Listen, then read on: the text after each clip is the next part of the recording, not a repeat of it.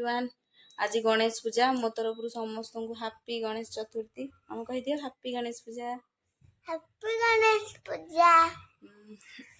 एबे बहुत लेट हो गलानी। आज गाधेनी जाऊँ गाधेबी 10टा पाख 9टा कि 10 साढ़े 9टा कि केतरा हेलानी मामा देखी 9:30 पाखापाखि हेलानी। काम सब मोर सरी गलानी। खाली जीवी गाधेबी ठाकुर पूजा करी। एक्चुअली एते लेट हबार कारण है कि ये जाइछन्ती फूल आउ लड्डू आनिबा पई 12टा हेतिबो घंटा हैला। ये जाइछन्ती फूल आउ लड्डू आनिबा पई आनिके आसी ना हाते एत पंत। हाँ मोदक भी आनिबे जाइछन्ती आनिबा पई एत पंत आसी ना हाते। आसिले मु पूजा करिवि।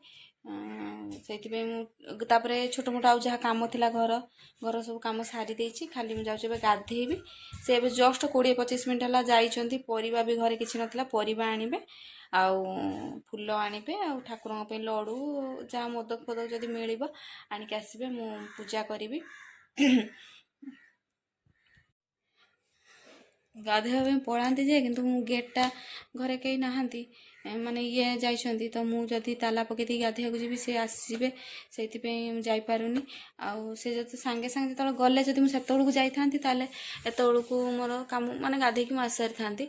किंतु सेतळु मु अलगा किछि काम करतली जाई पालेनी। एबे 15-20 मिनिट पाखा पाखी हलानी कि 25 मिनिट पाखा पाखी हलानी से गलेनी।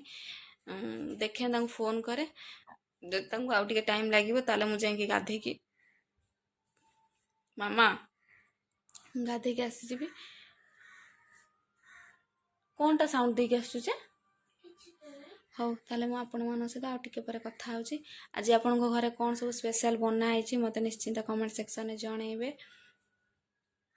आ हमर कोन बनाबो किछि तो परिबा नाही जाइछन्ते आनिबा पई। देखि मु जहा भी बनेबे आज आपण मन सहित भी शेयर करिवि।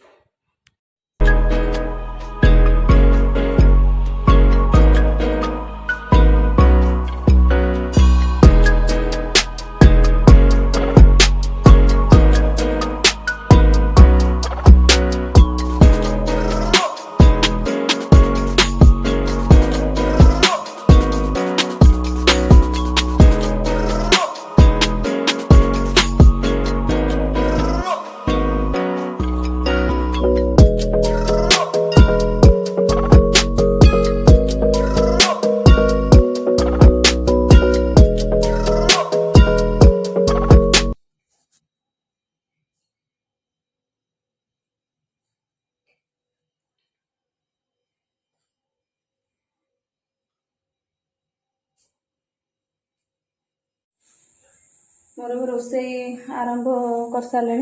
भात करिछि एठी मुग डाली बसैछि।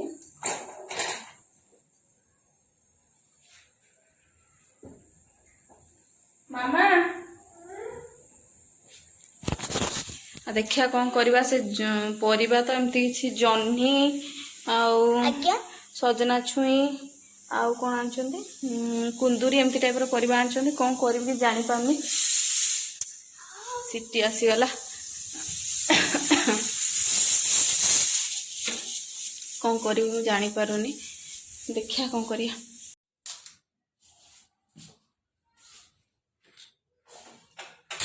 मो बैगण भाजीबी काटी थी बैगण लुण हलदी आउ टिके लंका गुंड गोलेकी रखी देइथिली। एबे ताको भाजी देबी।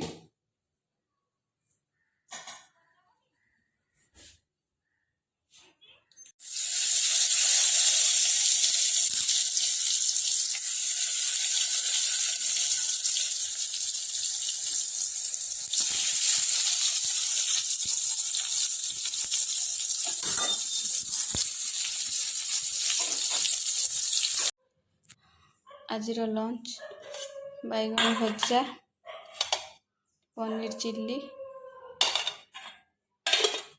भेंडी भजा डाली आउ भात। सुंदर सूर्य किरण पड़ती ना मामा। ए गछ फांकार पड़ी।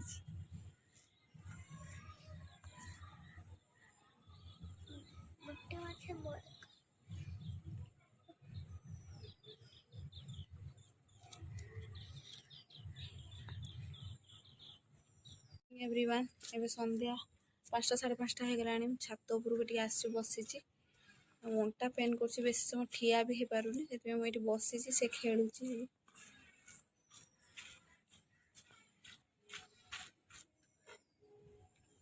ମାମା ସେ ବାଲ୍ଟିରୁ କାହିଁକି ପାଣି ଗୁଡ଼ା ଏମିତି କରୁଛୁ? ଆକାଶଟା କେତେ ସୁନ୍ଦର ଦେଖାଯାଉଛି।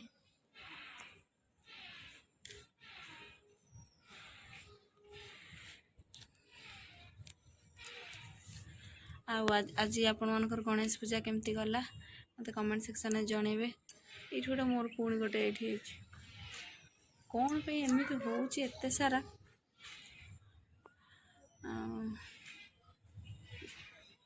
ଗଣେଶ ପୂଜା ତ ମେଢ଼ ଏଇଠି ହୋଇଛି କି ନାହିଁ କାରଣ ମୁଁ ଜାଣିନି। ଗଲେ ମାର୍କେଟ ଆଡ଼େ ଜଣାପଡ଼ିବ ହେଉଛି କି ନାହିଁ। କିନ୍ତୁ ଗୀତ ଫିତ ଶୁଭୁଛି ଏଇଠି ପାଖରେ କେଉଁଠି ବୋଧେ ଠାକୁର କରିଛନ୍ତି। ଆର ବର୍ଷ ତ ଜମା ବି ନଥିଲା, ଏ ବର୍ଷ ବୋଧେ କେଉଁଠି କରିଛନ୍ତି। ସାଉଣ୍ଡ ଶୁଭୁଛି।